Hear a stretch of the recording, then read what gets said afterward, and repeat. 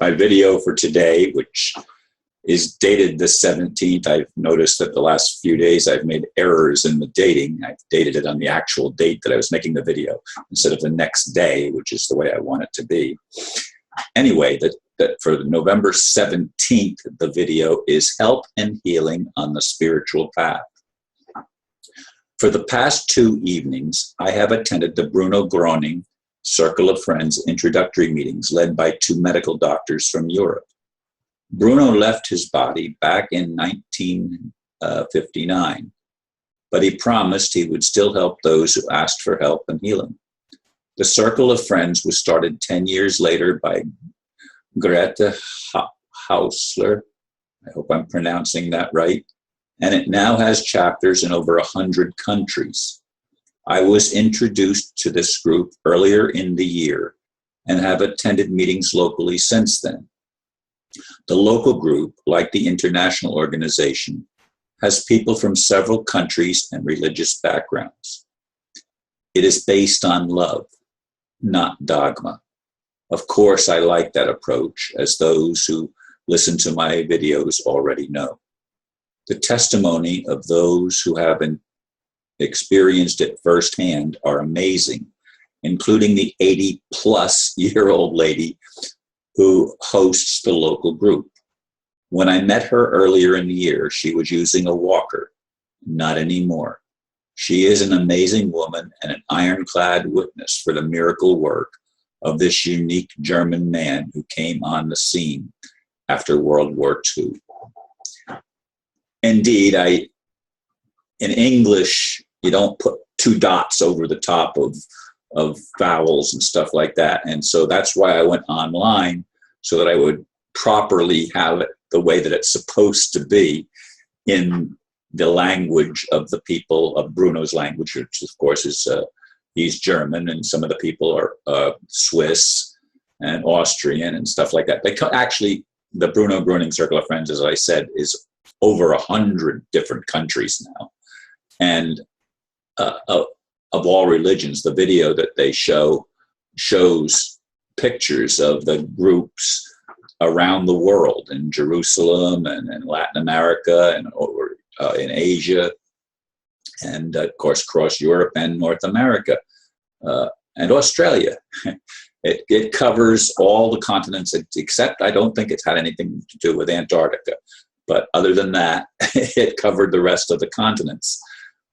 And the group that I go to locally has people from Europe, from Asia, from Latin America, and of course from North America. And the lady who leads it, who is 80-plus years old, as I said in the blurb, comes from Turkey. And I don't know what her religious background is. It doesn't matter to me, because she's been on a spiritual path her whole life. And she did have an operation in the summertime, and the doctors were amazed at how quickly she healed. And bear in mind, she's over 80. People over 80 don't heal quickly normally, but it was amazing. It was supposed to take her 6 months to heal, and I mean, she's vibrant and walking without a walker.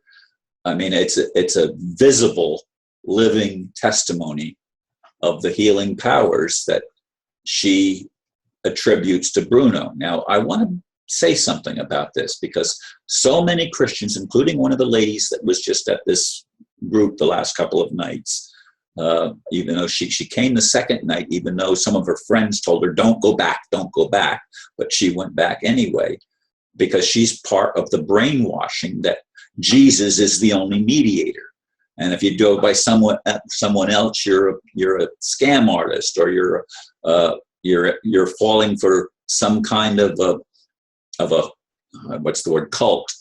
And there's none of the meetings that I've ever attended did they ever tell anybody to stop believing whatever they believed before. It's just a matter of putting into practice the hailstrom, which is what they call it. And I should have looked that up as actually what that means. I should know what it means, but I don't in this moment. But in any case, you lift your negativity and you give it to Bruno, and Bruno helps it dissipate, and you get the healing. It's about focusing. Again, some people call that a new age thing, focusing on the positive. And I'm not totally convinced that we should ignore the negative, but focusing on the positive, it is good. It is good. And I wish I could get back to a focus and a belief that positive things are actually happening in the world, but it's very, very difficult. As I've said in recent videos and even videos that go back further in time. In any case, I encourage people to think outside the box, to not get trapped into a we're the only ones that are right attitude. That is not love. That is simply not love. You know, the disciples came to Jesus and they said, we saw these people over here, and they were casting out demons, but they didn't use your name. And this is just like Christians in our modern age. They see somebody doing something good, but it's not their brand of spirituality, their brand of religion. So therefore, they label it with some dark meaning and try to discount the thing, just like they did in the time of Jesus, according to what we're told in the New Testament. When are we going to get it, folks? That the whole of truth is this: love God, love Creator, whatever you want to call that, and love your neighbor as yourself. On this, the whole law and prophets are fulfilled. If you do these things, these two simple things, which apparently aren't so simple since so many don't do them, they only love those that think like they do, and that's not even true, because there's always the division, not the unification, not the unity. That's why I like unity, except that they get entrapped with the 501c3s, and that's dark, it's negative, it's controlling, and it doesn't allow the light to shine. It doesn't allow the healing to come through. It's my hope and my desire that somehow humanity wakes up and gets out of the deception that we've been brainwashed by all of our lives. We've all experienced it. We've all experienced it. If we're non-religious or if we're religious, if we're non-political or political, and I guess non is supposed to be apolitical, areligious, meaning non. But anyway, no matter where we are, we need to love one another. My son has actually exemplified that, though he doesn't claim to be a believer in God even, or at least not the way that he learned it when he was a child in my household. So what's it going to take? What's it going to take to get us out of the prison of lies into the liberation of just simply the truth that loving one another is the whole of it? That's what it's all about. It's not about who's right and who's wrong. This is brainwashing, and it's egocentric.